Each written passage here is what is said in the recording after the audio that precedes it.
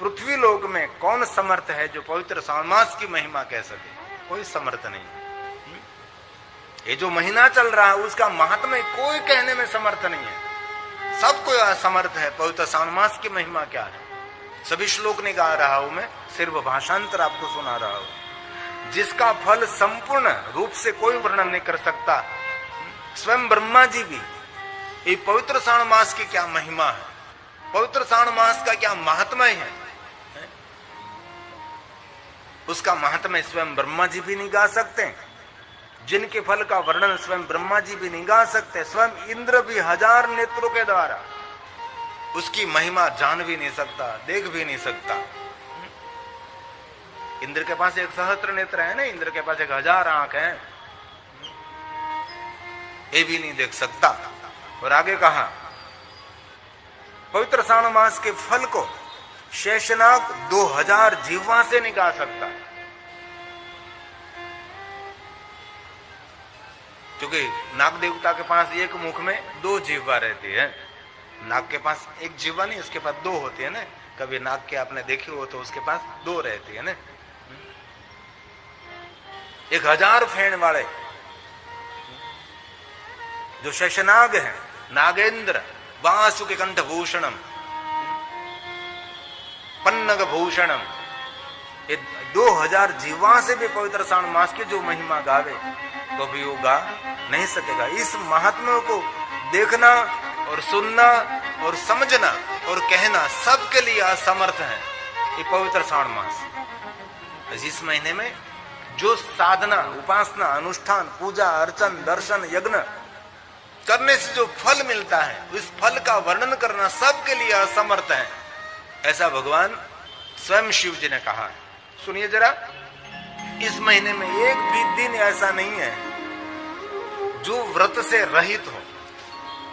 पवित्र श्रावण मास में सभी तिथि कोई न कोई व्रत के साथ जुड़ी हुई है। मेरे पास है पवित्र श्रावण मास की शुक्ल पक्ष एकम से लेकर पूर्णिमा तक, पूर्णिमा से लेकर अमावस्या तक सभी व्रतों की श्रृंखला है। ये सभी व्रत दक्ष पुत्री सती ने किया है। मां जगदम्बा, अंबा, पराम्बा, जगदम्बा दक्ष की पुत्री बनकर प्रकट हुई थी प्रजेश नगर में, जिनका विवाह शिव के साथ हुआ। तो जब शिव के साथ विवाह नहीं हुआ था, इससे पहले दक्ष पुत्री माता वीरणी की पुत्री सती ने इस सभी तिथियों का व्रत किया है। 12 मास का वर्णन किया है। 12 मास में जो तिथि पड़ती हो, 12 मास की तिथि का अलग अलग उसका व्रत है। ये सब कुछ शिव महापुराण ग्रंथ में भी हो, अन्य ग्रंथों में भी है। इसीलिए पवित्र श्रावण मास में पहले दिन से लेकर 30 दिन तक के व्रत का वर्णन है। लेकिन हम सब कुछ नहीं जानते, हम सिर्फ सोमवार का व्रत जानते हैं।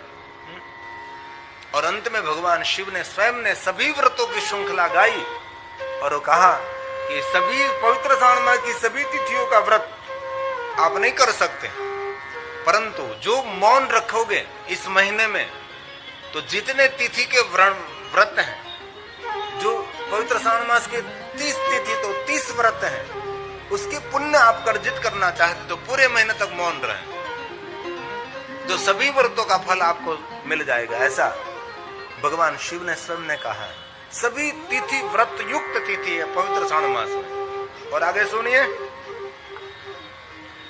सनत कुमारों ने कहा है, भाव प्रकट किया है, हे भगवान, हे शिव, इस सर्वोत्तम ईश्वर, आपने जो कहा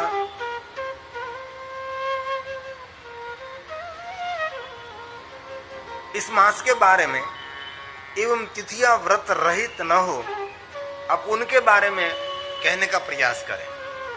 मैंने ये नहीं लिखा है क्योंकि विषय बड़ा लंबा हो जाता है ना, इसीलिए उसका संक्षिप्तीकरण करना बहुत आवश्यक है। सनत कुमार ने कहा कि जितने तिथि है उसका व्रत का वर्णन करिए। इस सभी तिथियों का व्रत कैसे कर सके हम? अब हम सब पर कृपा करके बताओ कि पवित्र श्रावण मास के पहले दिन क्या करना चाहिए, पवित्र श्रावण मास के दूसरे दिन क्या करना चाहिए, तीसरे दिन क्या करना चाहिए, पूर्णिमा के दिन क्या करना चाहिए। एक चांद्रण व्रत की भी महिमा है, इस महीने में चांद्रण व्रत करना चाहिए, लेकिन बहुत कठिन है। पहले दिन से लेकर अमावस्या तक 30 दिनों का व्रत रहता है। चांद्रायण व्रत लगभग कोई नहीं कर सकता, बहुत कम लोग कर सकते हैं। थोड़ा सा उसका मैं बताऊं आपको। ये व्रत चांद्रायण चंद्र की कला के साथ भोजन की वृद्धि और भोजन की कम करना चाहिए, ऐसे व्रत है जिनको चांद्रायण चंद्र के साथ जुड़ा हुआ व्रत है। पूर्णिमा के दिन प्रारंभ कर सकते हैं और पहली तिथि के दिन भी प्रारंभ कर सकते हैं, 15 दिन की भी कर सकते हैं और 30 दिनों का व्रत श्रेष्ठ है। इसमें ऐसा करना चाहिए कि जो पहले दिन आप प्रारंभ करते हैं पहली तिथि के दिन, तो 24 घंटे में कोई भी फल आहार नहीं, कुछ भी दूध भी नहीं, और 24 घंटे में एक ग्रास मतलब एक टुकड़ा भोजन, एक कौड़िया, एक बार जितना भोजन करते इतना 24 घंटे में। दूसरे दिन 2, तीसरे दिन 3 और पूर्णिमा के दिन 15 और फिर नीचे उतरना है 15 से लेकर 14, 13 करते करते अमावस्या के दिन फिर पाछा 15 में आ जाए, 15 में आ जाएंगे। लेकिन भोजन किस वस्तु का करना है ये भी सुनना चाहिए। अगर सब लोग व्रत करने लगेंगे, लेकिन सब लोग नहीं कर सकते, इसके लिए तो बहुत गहरी महिमा। भोजन किसमें से बनाएंगे आप? तो कहा है गाय माता को पहले जौ खिलाना चाहिए। गाय माता जौ खाएगी तो ये जौ गोबर के द्वारा साबुत निकलेगा, गोबर के अंदर पूरा निकलेगा। ये गोबर के अंदर से आपको लेना है, गाय के गोबर में से सभी चावल को लेना है, जौ को लेना है और लेकर अच्छे से उसको पानी से धो डालना है, एकदम साफ करना, एकदम। और कभी भी ऐसा नहीं कि इस मानसून में बारिश के समय में, पहले भी कर सकते हैं। और ये जौ ये चावल रखकर अच्छे पानी से उसको धोकर एकदम साफ करके सूर्य के प्रकाश में उसको तपाना है। तबे तपाने के बाद उसमें से एक आटा बनाना है, इस आटे में से रोटी बनानी है, इस रोटी भगवान को अर्पण करनी है। इनमें से पहले दिन एक टुकड़ा भोजन, दूसरे दिन 2, ऐसे करते करते ऐसे 15 दिन और 30 दिन का व्रत कर सकते। चांद्रायण व्रत अति कठिन है, लेकिन एक बात सुनिए, चांद्रायण व्रत आप नहीं कर सकोगे और चांद्रायण व्रत का पुण्य एकत्र करना है। ध्यान से सुनिए, थोड़ी गंभीरता से सुनिए। चांद्रायण व्रत आप नहीं कर सकते, ऐसा व्रत मैंने भी नहीं किया है और मैं भी नहीं कर सकता है। और हमने क्या शरणागति स्वीकार लेकर हम नहीं कर सकेंगे, लेकिन ये वर्णन है कि ऐसा व्रत बहुत ऋषि करते हैं, बहुत संत लोग, बहुत सारे शिव भक्तों ने ऐसे व्रत किए हैं चांद्रायण व्रत। लेकिन सुनिए जरा ध्यान से, गंभीरता से सुनिए। आप चांद्रायण व्रत नहीं कर सकेंगे ऐसे, तो चांद्रायण व्रत का पुण्य आपको प्राप्त करना है, पुण्य एकत्र करना है। तो क्या करेंगे? कभी को ज्योतिर्लिंगों में जाने का अवसर मिले, जो ज्योतिर्लिंगों अर्पण किया हुआ नैवेद्य, ज्योतिर्लिंग को अर्पण किया हुआ प्रसाद, ये महादेव को अर्पण किया हुआ, ज्योतिर्लिंग को अर्पण किया हुआ प्रसाद जो आपने कभी खा लिया, तो चांद्रायण व्रत का पुण्य देने वाला है। क्योंकि ऋषि मुनियों ने सब कुछ बातें बताई। कभी कोई ज्योतिर्लिंग में आप गए और महादेव को बाजार में दुकान में मिलता है वो प्रसाद नहीं, ये गलत, ये झूठी बात है। बाजार में तो चारों तरफ स्टॉल लगे हैं ना, यहां प्रसाद मिलेगा, यहां प्रसाद मिलेगा, यहां प्रसाद मिलेगा, और प्रसाद बेचने वाला कौन है वो भी आपको पता नहीं। मैं बहुत कुछ नहीं कहना चाहता। काशी में कभी जान तो बिली पत्र बेचने वाले कौन है वो आपको पता होना चाहिए। बिली पत्र कहां से खरीदे, पूजा की सामग्री कहां से खरीदे, ये भी आपको अक्कल होनी चाहिए। अक्कल ये हमारे में नहीं है। ये दुकानदार कौन है, कौन बेच रहा है बिलीपत्र पूजा की सामग्री? हम कावड़िया लेकर घूमते, लेकिन कावड़िया बनाने वाले कौन है? हम पतंग चगाते आकाश में, लेकिन पतंग बनाने वाले कौन है हमको पता नहीं है। हम पटाखे फोड़ते हैं, पटाखे बनाने वाले कौन है? इसलिए हम सभी, हमारे पास समय है, समझ जाइए। बाकी पहले मार खाई है, खाते रहो। रविवार, सोमवार, भोमवार, बुधवार, गुरुवार, भोमवार मतलब मंगलवार, गुरुवार, शुक्रवार, शनिवार, इस सभी दिनों में अलग अलग भगवान शिव जी की पूजा की महिमा है। ये शिव जी ने गाया है। रवो भूसो में भूमवारे, भूमवार है मतलब मंगलवार है। बुधे सूर्य गुरु कवि, शनैश्चर दिने वापि, तत्सर्वं वद मे विभो, तत्सर्वं वद मे विभो। सनत कुमारों ने भाव प्रकट किया है, इस सातों वारों की महिमा सुनाने का प्रयास करें। और शिव महापड़ ग्रंथ में वर्णन है। और एक बात कहूं, आप तो नहीं कहोगे, कहो, लेकिन कहता हूं, रविवार इस सूर्य नारायण का, रविवार के दिन सूर्य नारायण की विशेष प्रकार से उपासना करनी चाहिए। वास्तव में देखे तो रोज सूर्य नारायण को नमस्कार करना चाहिए, रोज सूर्य नारायण की वंदना करनी चाहिए। रविवार सूर्य नारायण का है, सोमवार लक्ष्मी देवी का है, शिव जी का नहीं है। सोमवार लक्ष्मी जी का है, मंगलवार काली देवी का है, बुधवार भगवान विष्णु जी का है, गुरुवार बृहस्पति का है, गुरु देवता का है, शुक्रवार सर्व देवताओं का है, और शनिवार रुद्रदेव का है। रुद्र की उपासना विशेष प्रकार से करना चाहते तो शनिवार श्रेष्ठ है। लेकिन 7 वार में से एक भी वार शिव जी का नहीं है। आपको आश्चर्य लगे कि ऐसा कैसे हो सकता है। और शिव जी ने कहीं भी नहीं कहा है कि सोमवार मेरा है। शिव ने स्वयं कहा कि सोमवार मेरा स्वरूप है, मेरा वार है, ऐसा नहीं कहा, मेरा स्वरूप है सोमवार। सोमवार मैं स्वयं हूं ऐसा कहा। सोमवार चंद्र संबंधी है, सोम संबंधी, ब्राह्मणों का राजा ये चंद्र, ये सोम है। इसलिए 7 वार में से एक भी वार शिव जी का नहीं है। तो हम शिव जी की कब साधना करेंगे? तो शिव पुराण ग्रंथ में कहा 7 वार के ईश्वर भगवान शिव है। इसलिए कोई भी वार, कोई भी तिथि, कोई भी समय भगवान शिव की पूजा अर्चन कर सकते हैं आप। और दूसरी बात कहता हूं, शिव की पूजा के लिए कोई मुहूर्त की आवश्यकता नहीं है। कोई भी मुहूर्त में शिव पूजा कर सकते हैं आप। महादेव की पूजा के लिए कोई चौघड़िए देखने की जरूर नहीं है। उद्वेग में भी आप पूजा कर सकते हैं, चल में भी पूजा कर सकते हैं, काल में भी पूजा कर सकते हैं। जैसे कोई मृत्यु का मुहूर्त है, अभी तो कोई किसी को देखा आपने, कोई पंडित जी पास गए कि मुझे मरना है, कोई अच्छा मुहूर्त निकालो, नहीं। मृत्यु का जैसे कोई मुहूर्त नहीं है, जैसे शिव पूजा के लिए कोई मुहूर्त नहीं। कभी कभी भी कोई भी कभी भी पूजा कर सकता है।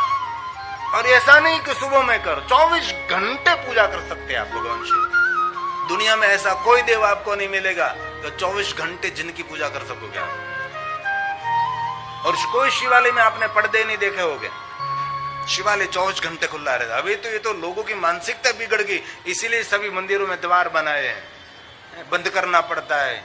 और मूल शिवालय में कोई द्वार नहीं, खुला रहता, चारों दिशा उनकी खुली रहते, चारों तरफ से खुला, कभी कोई द्वार बंद नहीं होता।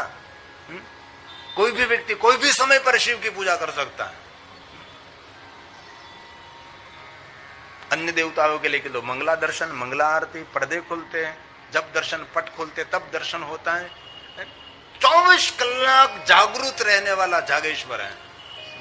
24 घंटे महादेव जी आपका इंतजार करते हैं कि मेरे पास एक बार आओ, मैं आपकी भाग्य रेखा बदल सकता हूं। ईश्वर है, हे महादेव। लेकिन शिव की सरलता का हमने सदुपयोग नहीं किया, शिव के बारे में गहराई से जानने का प्रयास नहीं किया। हम भी 30 साल पहले निकले थे, तब कोई शिव कथा गाने वाला भी नहीं था। थोड़े से वक्ता थे, लेकिन इतनी गहराई से प्रमाण के साथ, ठोस प्रमाण के साथ कहने वाले वक्ता बहुत कम मिलते थे। हम भी सुनने के लिए इधर उधर दौड़ते थे, कोई मुझे कथा महादेव की कथा सुनावे, लेकिन कोई नहीं मिलता था। बाद में विचार प्रकट हुआ कि करना चाहिए। जो देवों के देव महादेव, उनके बारे में लोग अनजान हैं, उसकी तरफ लोगों के ध्यान खींचना चाहिए। तो 7 वार में से एक भी वार शिव का नहीं है, और 7 वार के ईश्वर भगवान शिव है। इसलिए कभी भी कोई भी समय पर भगवान शिव की पूजा आप कर सकते हैं। और आगे कहा अन्य देवताओं के अल्प देवत्व हैं, विश्व के सभी देवताओं में अल्प देवत्व हैं, लेकिन भगवान शिव में संपूर्ण देवत्व है। इसीलिए भगवान शिव देव नहीं, भगवान शिव देवों के देव महादेव है। महादेव उसको माना गया है। तीनों देवताओं में भगवान रुद्रदेव श्रेष्ठ हैं, तीनों देवताओं में शंकर जी श्रेष्ठ हैं, क्योंकि पीपल वृक्ष के मूल में ब्रह्मा, मध्य में विष्णु और अग्रभाग में शिव है, जो पीपल वृक्ष है। जैसे बिलु वृक्ष में कहा, बिलु वृक्ष के मूल में शिव, मूल में ब्रह्मा है, मध्य में विष्णु है, अग्रभाग में शिव है। मूल तो ब्रह्म रूप है, मध्य तो विष्णु रूप है, अग्र तो शिव रूप है। वैसे ही पीपल वृक्ष में भी कहा है। पीपल वृक्ष के देवताओं का निवास स्थान है। कई लोग कहते हैं पीपल वृक्ष में भूत रहता है, ऐसा नहीं है। पीपल वृक्ष हमारी परंपरा में बहुत श्रेष्ठ है, ये दर्शनीय है। पीपल वृक्ष, वट वृक्ष हमारे लिए दर्शनीय है। एक बात कहूं आपकी जानकारी के लिए, जब उत्तर भारत से आक्रमण हुआ और जैसे हमारे देवालय शिवालय तोड़ रहे थे, तब साथ में पीपल वृक्ष और वट वृक्ष को भी काट रहे थे। जो हम उसकी पूजा करते थे उसको भी काट रहे थे। जैसे मंदिरों को तोड़ रहे थे, वैसे पीपल वृक्ष वट वृक्ष को भी खत्म करो, ये सब हो रहा है। ये बात मुझे आपको कहनी, बहुत सारी बात, लेकिन मैं विवाद में गिरना नहीं चाहता, इसलिए बाहर के मैंने माइक बंद करवा दिए। क्यों बंद करवा दिया? कि आपको कुछ तो समझदारी होनी चाहिए ना, नहीं समझोगे तो मरोगे। अन्य देवताओं में अल्प देवत्व हैं और महादेव में संपूर्ण देवत्व है, इसलिए वो देव नहीं, वो देवों के देव महादेव है। एक तुच्छ प्राणी में करोड़ों जन्मों के भी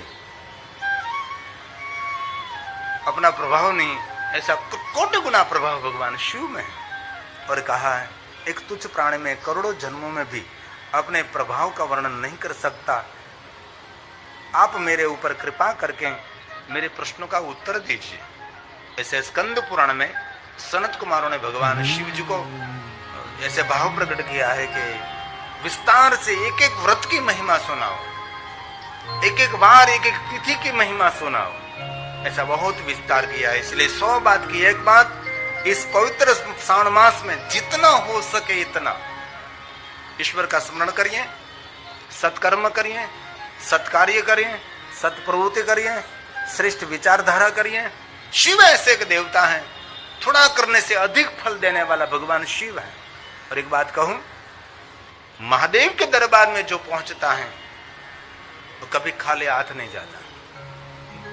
उसकी जो कामना है, जो मनोकामना है, ये भगवान शिव पूर्ण करने वाला है। शिव कोई सामान्य देवता नहीं है भाई। सभी देवताओं की सरखामणी में शिव को नहीं रखना चाहिए। शिव एक अलग देवता है, उसकी अलग एक ऊर्जा है। इसलिए आपको अवसर मिले तब शिव जी के पास जाना चाहिए। प्रातः काल शिव दृष्टवा निशि पाप विनिश्यति, आ जन्म कृतम मध्याह्ने सायाह्ने सत जन्मानि। इसलिए सुबह में भी शिव जी के दर्शन करना चाहिए, मध्याह्न में भी शिव का दर्शन करना चाहिए और संध्या समय भी शिव का दर्शन करना चाहिए। महादेव के दर्शन की महिमा है, कभी भी शिव जी के दरबार में जा सकते आप।